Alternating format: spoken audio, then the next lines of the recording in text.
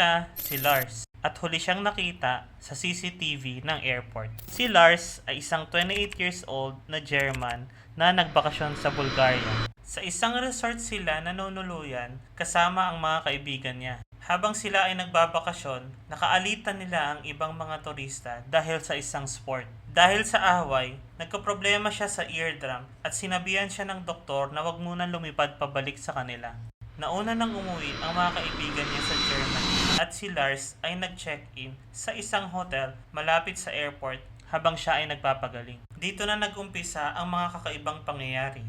Tinawagan ni Lars ang kanyang ina habang siya ay nagpapanik. Sinusundan daw siya at kailangan niya nang umalis. Sinabi din niya na i-cancel lahat ng kanyang credit card at ito naman ay agad ginawa ng kanyang nanay. Noong July 8, 2014, nagpunta si Lars sa airport. Dumiretso muna siya sa airport clinic para ipacheck ang kanyang tenga.